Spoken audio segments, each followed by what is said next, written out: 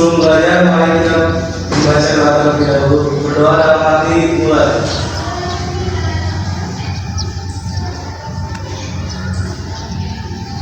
Berdoa selesai.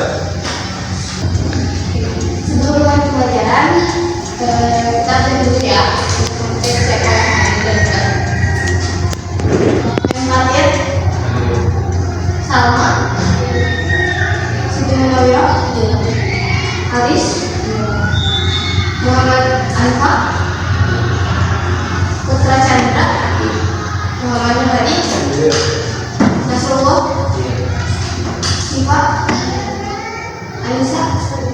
Oke, hadir semua. Maka alhamdulillah ya, kalian bisa hadir semua, gak ada yang kosong. Kabarnya pada baik kan? Udah siap belajar dong? Siap ya. Nah, sebelumnya ibu udah bilang ke kalian buat nyiapin barang-barang ibu suruh. Bawa HP kan? Bawa. Kayak bawa buku kan? Yang gak bawa buku kalian mau belajar? Ya kalian tuh ada bawa buku kan? Masih bawa buku, bawa gitu. Masih mau belajar ya?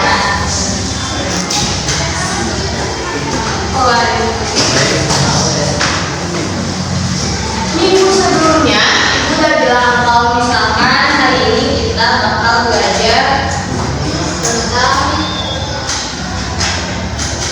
teks.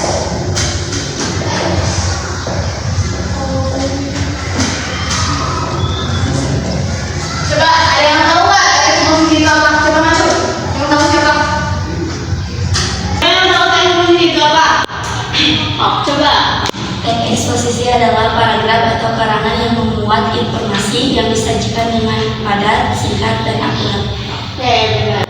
Teks itu menyajikan informasi atau teks. Karena udah jelas ya di sini tulisannya teks, jadi berbentuk teks atau paragraf. Paragraf yang menyajikan informasi dengan singkat, padat, dan jelas.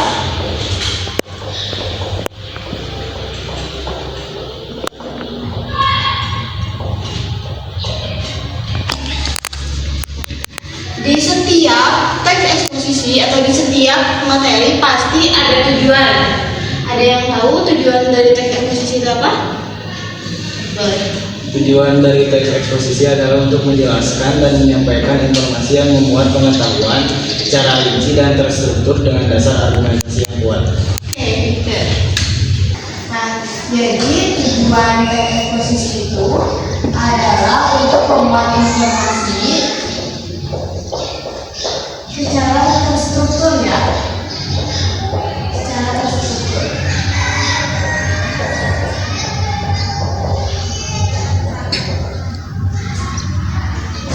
Di setiap materi juga pasti ada, selain penjelasan tentang materinya, selain tujuan juga ada ciri-ciri atau ada strukturnya sendiri kan.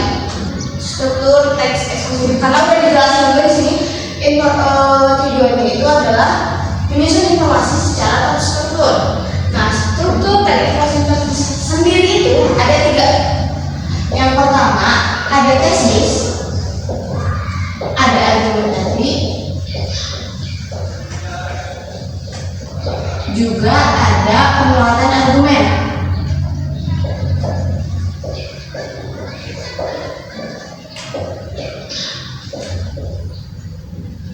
Ada penguatan argumen atau penegasan telah. Biasanya di tesis sendiri itu selalu dituliskan pengenalan isu. Jadi isu apa yang akan dibahas? Oke, ini program tulis ya. Ini program tulis go. Sekarang ibu bakal bagiin ke grup untuk contoh teks eksposisinya. Nanti kalian baca dulu ya. Sip. Ada di grup? Ada. Kalian baca contohnya, contoh yang dikirim. Nanti kita bahas tentang itu.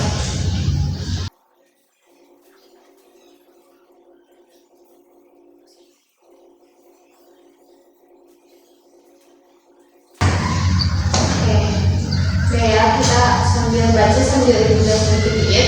Nah, di sana itu ada teks eksposisi tentang lingkungan ya. Nah, di sana udah ada tesis atau pengenalan isu. Coba ada yang mau bacain nggak? Ada yang mau bacain? Boleh. Pencemaran lingkungan menjadi masalah yang belum terselesaikan hingga saat ini. Seperti yang diketahui, pencemaran lingkungan terparah disebabkan oleh sampah plastik. Sumber sampah plastik yang paling banyak dicemari lingkungan berasal dari rumah tangga. Tingkat populasi masyarakat yang terus naik berpengaruh pula pada kenaikan penggunaan bahan plastik di rumah tangga. Sehingga plastik yang tidak terpakai menjadi sampah yang mencemari lingkungan. Jadi udah dijelasin ya tentang pengenalan isu tentang bentuknya ya, tentang awal. Sebelum pengenalan isunya di sana udah kelihatan jelas ya kalau misalkan ini tentang lingkungan. Coba di dalam tesis tadi jelasin bahwa ada apa? Tentang sampah plastik. Di tingkat aja soalnya apa? Jadi tentang pencemaran lingkungan terparah disebabkan oleh sampah plastik. Kita juga peka ya sama diri sendiri kalau misalkan kita tiap jajan apa-apa pasti pakainya plastik. Dan fakta di lapangan juga kalian udah pasti tahu kan kalau sampah plastik itu susah diurai. Proses urainya itu sekitar 500 sampai 1000 tahunan baru bisa diurai. Tadi juga dijelasin di teksnya bahwa sampah plastik terbanyak itu berasal dari mana? Indonesia mah suka sekali memperbanyak populasi. Jadi sampah rumah tangganya makin lama makin naik. Sedangkan makin jarang, makin susah terurai kalau misalnya sampah plastik itu. Ada juga argumentasi. Nah, argumentasinya coba ada yang bisa jelasin, ada yang mau bacain argumentasinya? Ada nggak? Oke, sama ibu baca tadi.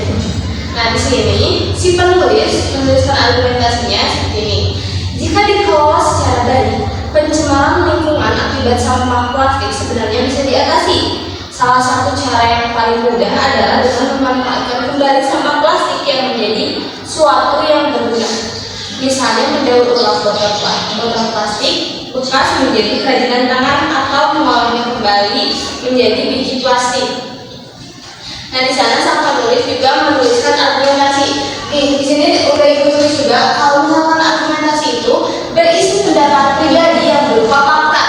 Jadi nih si penulis itu nggak bisa asal nulis bahwa sampah plastik bisa diuraikan atau sampah plastik bisa dikurangi kalau misalkan si penulis nggak ngeriset dulu, nggak cari tahu dulu apakah bisa atau enggaknya. Terus di sini juga ada penugasan ulang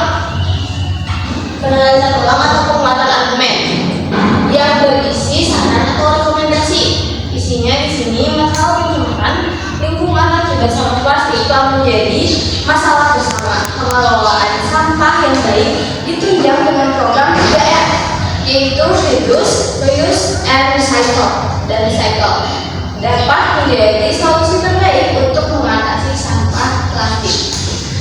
Ketika menulis tesis, semua orang yang menulis tesis itu harus memiliki argumen pribadi yang berupa fakta dan harus memiliki saran dan rekomendasi.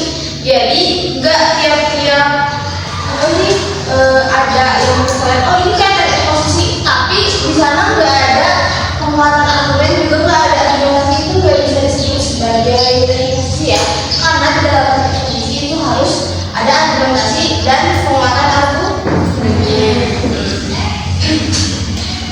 Nah, tadi kan udah baca mengenai contoh teks posisinya dan udah juga dijelasin tentang tujuan teks posisi.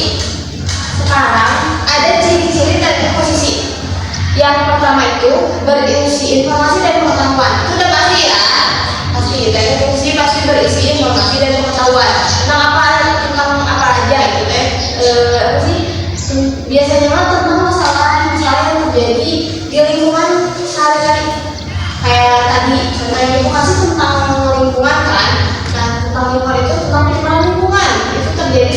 aktivitas sehari-hari, berisi informasi.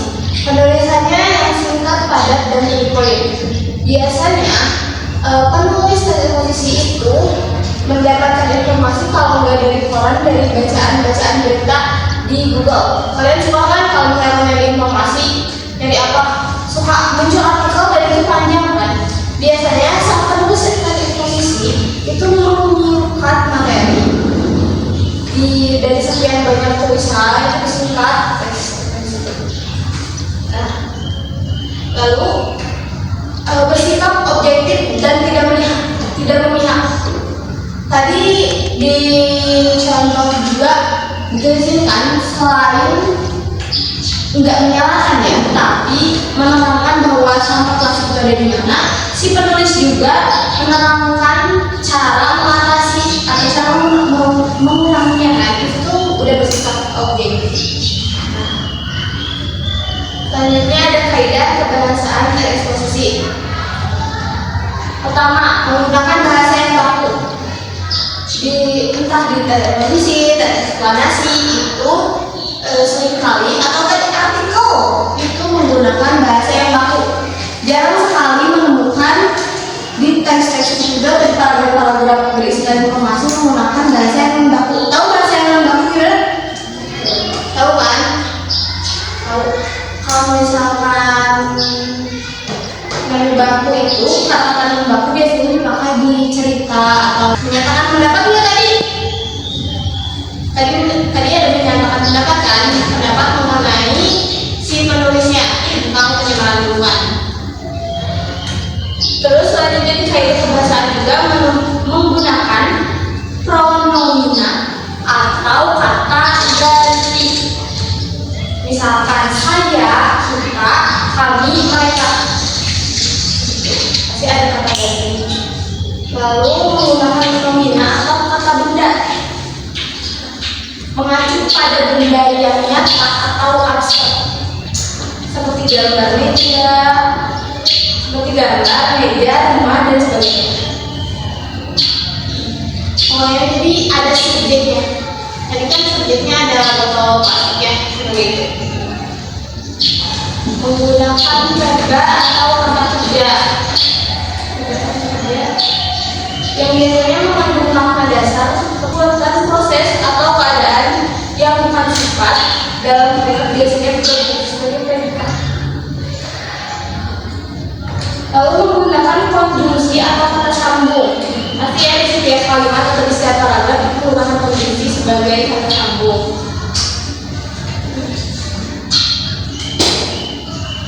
Coba, ada yang tahu nggak dalam penyusunan teks eksposisi kita itu harus memperhatikan apa aja?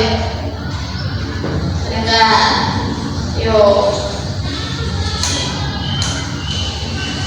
Tentu saja sebelum menulis teks eksposisi kita harus menentukan topik. Nah, sebagai tema, tadi temanya apa? Temanya lingkungan. Kalau misalkan topiknya tentang penyebaran lingkungan, ya. Menentukan tujuannya apa? Menurut kalian penulisan eksposisi tadi, penulis argumen tadi itu mempunyai tujuan apa ketika menulis?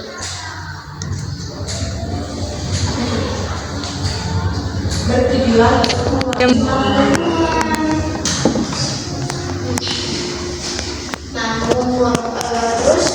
juga mengumpulkan data pendukung. Jadi sebelum kita tulis, kita nggak mungkin, tadi udah jelasin kan, kita nggak mungkin asal nulis kalau misalnya kita nggak punya data pendukung.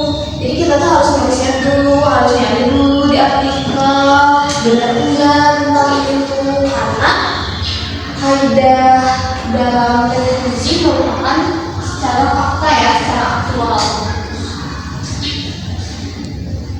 Coba sekarang karena udah ngerti belum tentang materinya atau ada yang mau ditanyain? Ada yang mau ditanyain di materinya? Masih ada yang ngerti? Sambil baca contoh teks eksposisi yang tadi, ibu bakal ngebagi kalian kelompok untuk membuat teks eksposisi, ya. Coba karena kalian mau membuat eksposisi, ada yang pengen nggak? Gimana kok? Eksposisi yang menggunakan bahasa baku. Oke, kenapa teknologi harus menggunakan bahasa baku? Karena pertama, eksposisi itu berisi tentang argumen mengenai lingkungan hari-hari ya. Kalau misalkan menurut kalian cocok nggak artikel atau isi dalam koran? Pernah baca koran? Pernah baca koran? Pernah baca artikel di Google? Menurut kalian cocok nggak kalau misalkan artikel itu atau dalam koran menggunakan bahasanya? Lo tahu nggak sih kenapa lingkungan kita itu sangat kotor, sangat jorok? Itu sangat tidak enak kan? Sangat tidak etis dan kayak apa sih? Kayak nggak formal aja. Dan emang udah ada di kaidah kebahasaan juga, udah ada dasarnya juga. Kalau misalkan teknologi dan eksplorasi itu disusun secara formal menggunakan kata baku. Coba ada lagi? Ada lagi yang mau bertanya? Enggak? Kalau nggak ada, boleh kalian baca lagi teks yang tadi agak panjang sedikit biar kalian ngerti nanti ketika menulis teks eksposisinya. Nanti ibu kasih bagi kelompok. Ibu kasih waktu sekitar 5 menitan ya.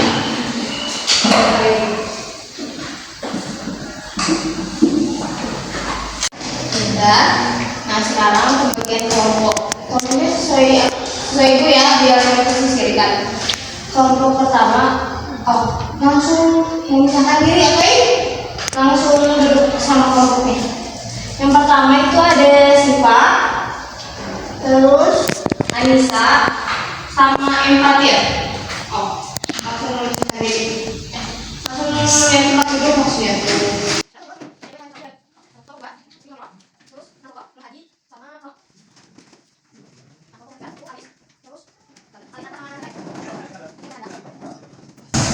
Tas di ibu sini.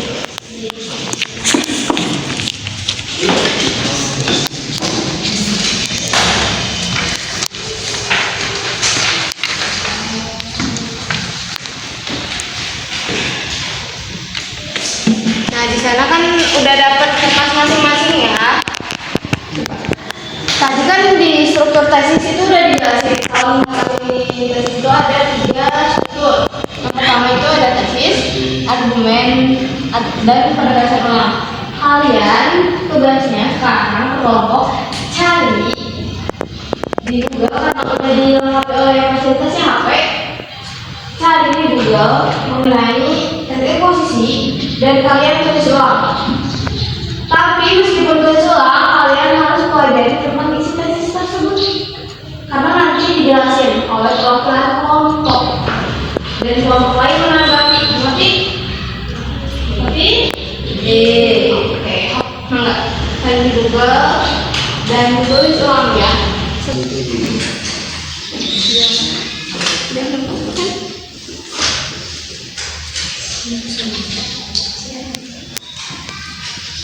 Biasanya orang yang ngejelasin ya.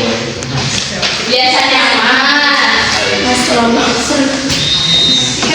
begitu. Fakta enggak? Kalian misalnya punya kelompok kan di kelas di pelajaran lain gitu kan?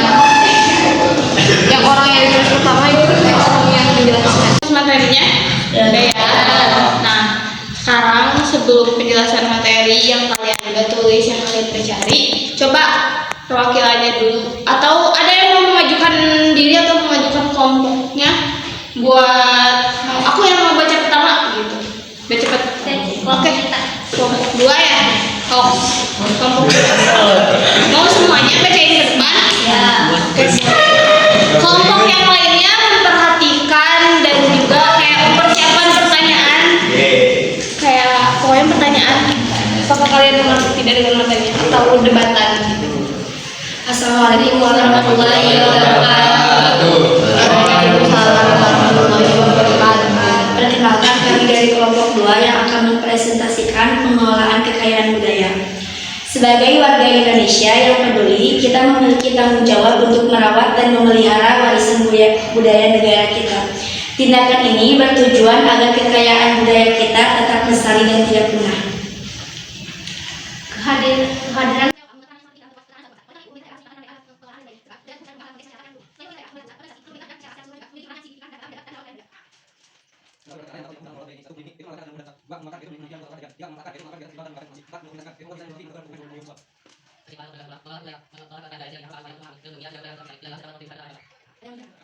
Mau ditanyain enggak? Oke, kalian cukup ngerti. Nah, coba penjelasannya.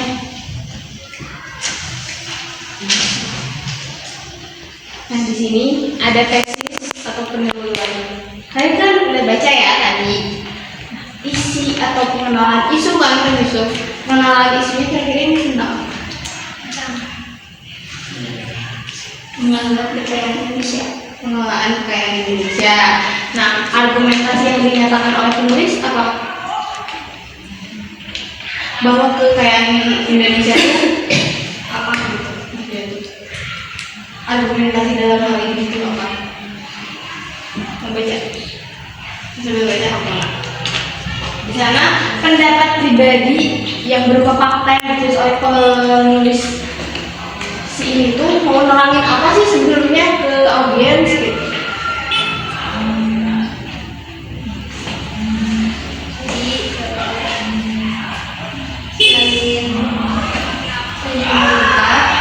Masyarakat juga memiliki peran dalam menjaga dan merawat kekayaan budaya.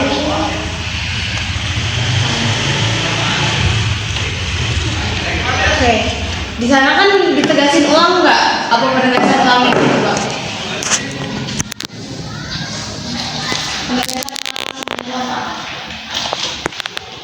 Supaya untuk memahami, melindungi dan menjaga budaya agar tetap lestari dan tidak punah. Oke, itu penegasan ulangnya. Saran dari si penulis untuk kelestarian kebudayaan di Indonesia itu apa? Sarannya apa coba? Ayo bacakan tadi.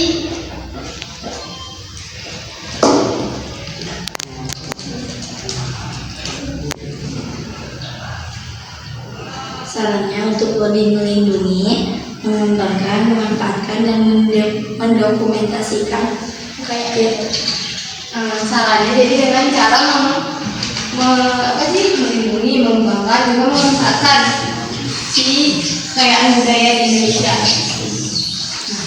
Coba menurut kalian tadi, kalian yang tidak presentasi di depan, ini udah sesuai belum strukturnya? Udah. Coba di struktur tadi ada apa aja? Tesis, argumentasi, sama di sini ada nggak tadi? Ada. Ciri-cirinya apa aja? Bersifat informatif. Dapat informasi nggak kalian dari pembacaan teman-teman tadi di depan? Dapat? Ada informatif. Nah, to the point nggak menjelaskannya kesana kesini dulu atau langsung penjelasan materi? Langsung. Objektif nggak? Sebelah mata nggak? Tadi ini objektif tidak? Apa coba objektifnya tadi tes? Tidak memihak. Iya, memihak tidak tadi ini? Tidak ya, sesuai dengan penglihatan audiens. Jadi penulisnya enggak sesuai kaidah tidak. Bahasanya baku atau non baku tadi? Baku. Menyatakan pendapat tidak? Menyatakan. Ada kata ganti nggak? Ada kata ganti nggak? Sebagai warga Indonesia, kita ada kata ganti ya. Terus ada kata benar nggak? Menambahkan kata benar nggak?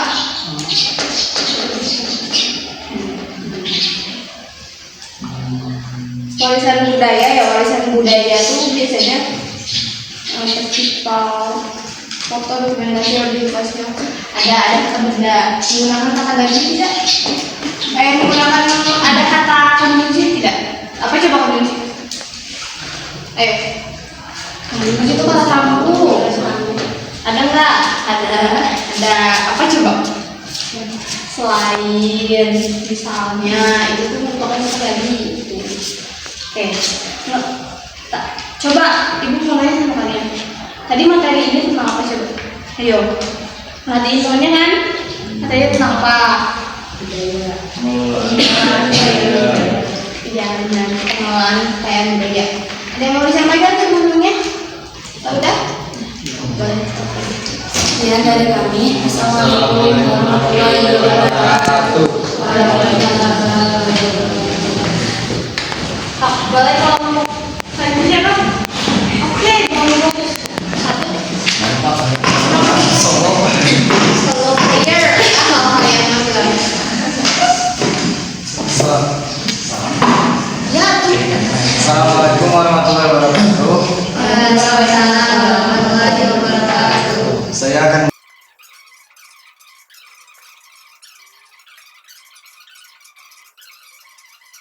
mereka pendidikan yang berkualitas pada usia ini. Oke, udah. Sip. Silakan jika ada yang mau bertanya. Ada yang mau ditanyain? Atau kamu mau bertanya ke teman-teman? Coba uji teman-teman. Perhatiin nggak mereka? Tanya. Boleh dari gampang. Judulnya tadi apa? Pentingnya usia dini. Pentingnya pendidikan pentingnya pendidikan untuk anak di usia dini. Usia dini teh dari umur berapa sampai berapa sih menurut kalian? 5. Ayo. Dari 5 sampai biasanya anak-anak di TK TOPA itu dari berapa tahun gitu? 5, 6 ya sampai kalau misalkan SD biasanya rata-rata 13 ya. Ya sekarang. Ada lagi yang mau ditanyain nggak teman-teman?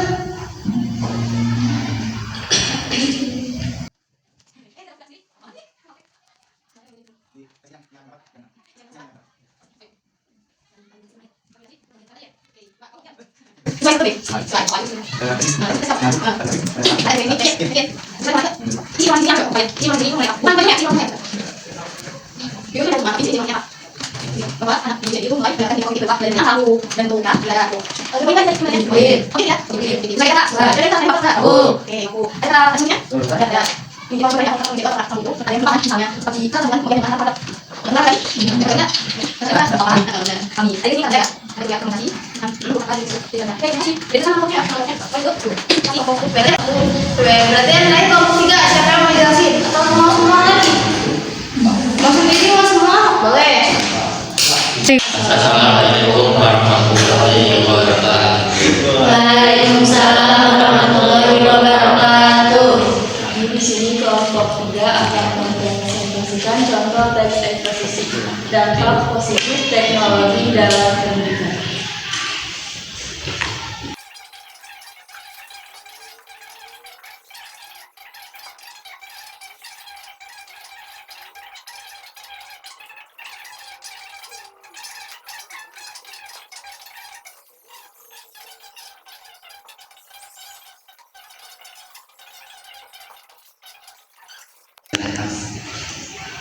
Udah enggak?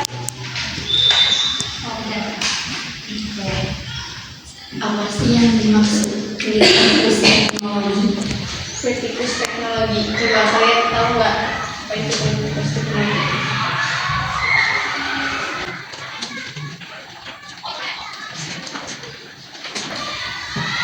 Kritikus teknologi itu biasanya orang yang biasa ya.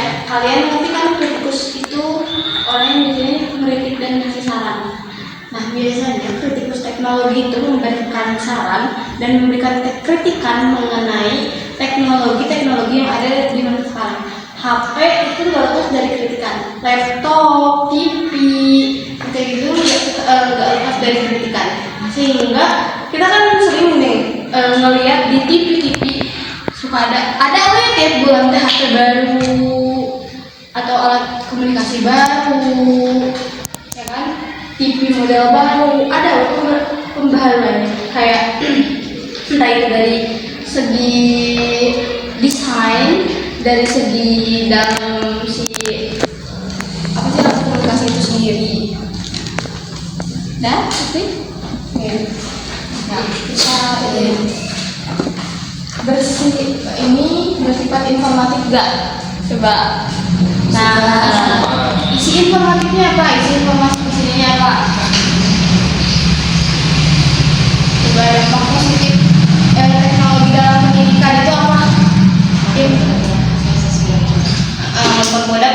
belajar. Kayak tadi ya, kita kalau kita belajar kan menggunakan HP ya, baik HP, baik smartphone. Nah, dengan adanya HP kan kita bisa jadi gampang akses ya, ngakses ke Google, ngakses ke mana lagi ya? Ke Google Scholar. Kalau misalkan nanti kalian sering yang begini itu Google Scholar. Terus apa ya sekarang yang sering dipakai itu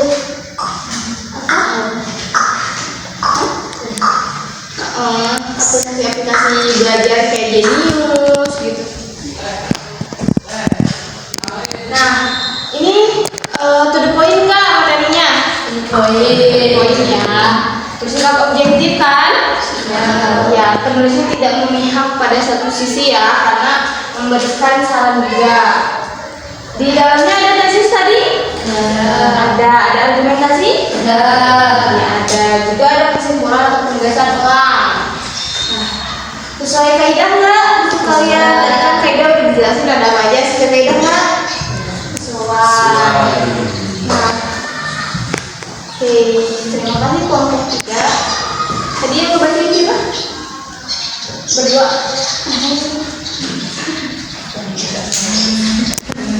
Oh iya. Assalamualaikum warahmatullahi wabarakatuh. Mengenai materi yang tadi udah kalian paparin di depan ya, ada yang semua, ada yang sendiri, ya macam-macam. Kalian sangat kreatif sekali. Jadi presentasi sendiri bawa teman nggak apa-apa, boleh. Nah, mengenai hasil materi yang tadi kalian pelajari, kalian tuh dapat banyak informasi ya. Mengenai materi yang tadi udah kita pelajari, kita tuh jadi dapat informasi ya. Coba tadi di awal posisi itu apa? Teks yang memuat informasi dengan singkat, padat, jelas untuk menyampaikan tujuan dan gagasan. Tadi di materi yang kalian tulis, di tes eksposisi yang kalian cari dan kalian tulis, menyampaikan tujuan kan? Menyampaikan tujuan dan beda-beda ya. Tujuannya ada tentang dampak positif teknologi, ada tentang pendidikan anak, ada juga tentang pengelolaan kekayaan budaya. Nah, pasti ada struktur, ciri, sama kaidah. Biasanya di bahasa Indonesia ada ya, kalian sering nemuin kaidah penulisan atau kaidah kebahasaan dalam penulisan ya. Coba ada nggak yang kalian mau tanyain ulang ke ibu, atau kalian ingin memastikan ulang tentang materi gitu, tentang materi yang belum kalian pahami? Ada nggak? Nggak? Oke, mungkin karena tadi udah presentasi juga, jadi kalian udah memahami materi ya. Nah, sebelumnya coba tepuk tangan buat diri sendiri karena tadi udah berani. Kamu udah semangat, coba tepuk tangannya dari itu.